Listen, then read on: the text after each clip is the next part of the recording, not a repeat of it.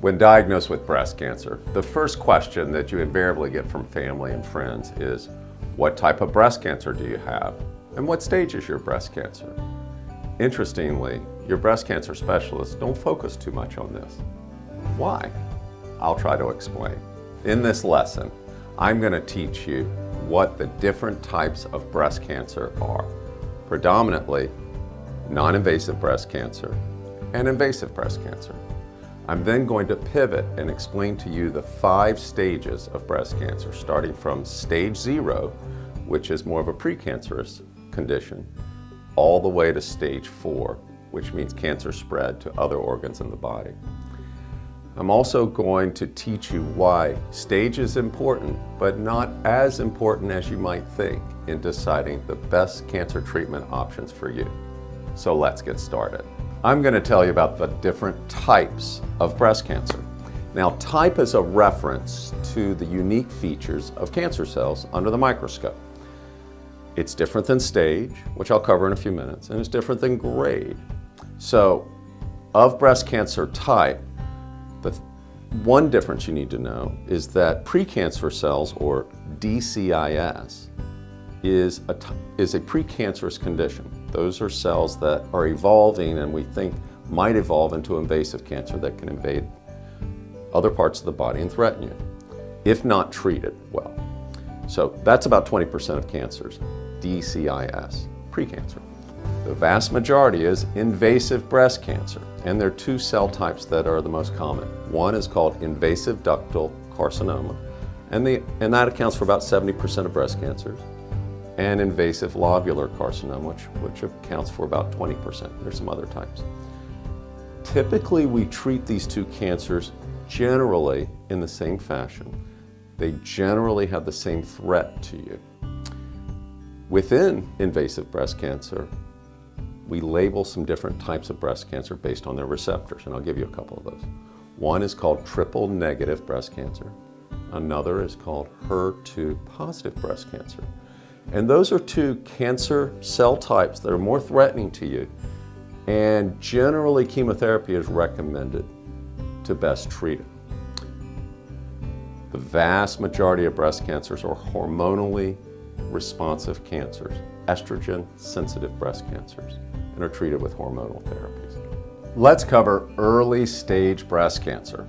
The way we would define that is stage 0, which is precancer, usually defined as DCIS, or stage 1 and 2, invasive cancer. So I've covered DCIS. It's a precancerous condition. We still treat it with surgery, radiation, sometimes some hormonal therapy. But let's move that one aside, although it does account for about 20% of people that are diagnosed with breast cancer. Stage 1 and 2, early stage invasive breast cancer. The outlook is generally very good. Stage 1 breast cancer is when the tumor is small, less than 2 centimeters in size, so less than 3/4 of an inch in size. And there's no evidence of cancer in the lymph nodes. The outlook is excellent. We cover survival based on stage elsewhere in the breast cancer school for patients. Stage 2 is a little bit more advanced, a little bit more threatening, early stage breast cancer. So one way to simplify it is that stage 2 breast cancer is one that is a little larger than 2 centimeters, maybe just over an inch in diameter, but no evidence of cancer in the lymph nodes. Or possibly small, a centimeter in size, and there's evidence of cancer in 1 or 2 or 3 lymph nodes underneath the arm. Later stage breast cancer, stage 3 and stage 4 breast cancer, really make up later stage breast cancer. So let me cover stage 3 breast cancer first. Stage 3 breast cancer is generally when the tumor is larger, maybe 4, 5, 6 centimeters in size. Most stage 3 breast cancers have evidence of cancer in the lymph nodes or multiple lymph nodes. Not everyone, but many. Inflammatory breast cancer, where the cancer presents with swelling and redness and thickening of the skin. That is a stage 3 breast cancer. But stage 3 breast cancer, when we take a deep look and get CAT scans, bone scans, and PET scans, do not have metastatic disease. They do not have evidence of cancer that we can find elsewhere in the body, in the bone, the brain, the liver, and other parts of the body. So it has yet to spread elsewhere, at least that we can find. Stage 3 breast cancer, the majority of these patients are treated up front before surgery with chemotherapy to shrink the cancer cells, to kill any cancer cells that might be elsewhere in the body that we cannot find. Following chemotherapy, generally patients undergo surgery, and following surgery, radiation therapy. And then if their tumor is sensitive to estrogen, then they undergo hormonal therapy afterwards. Stage 4 breast cancer is a real threat to your life. That means that we have been able to determine that cancer has spread and grown in other parts of the body.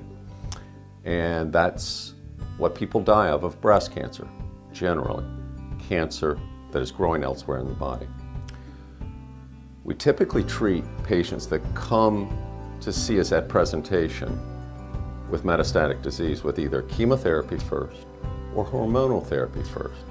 Surgery can play a role for some patients, surgery in the breast, and radiation can play a role in a few situations.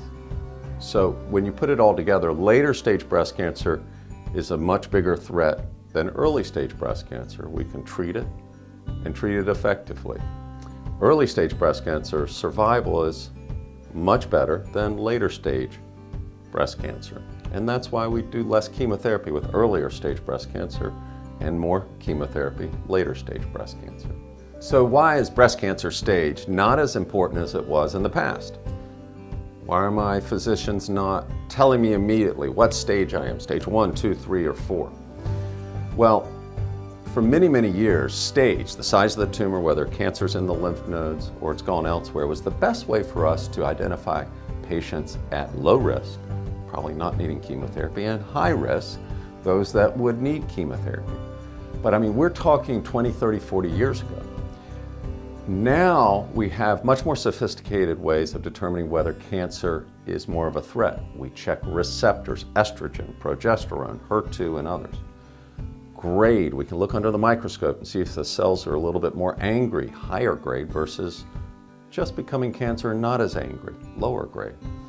We have genomic assays that look deeper into cancer cells to determine whether someone is at a higher risk for the cancer coming back and might more benefit from chemotherapy rather than hormonal therapy or radiation or not.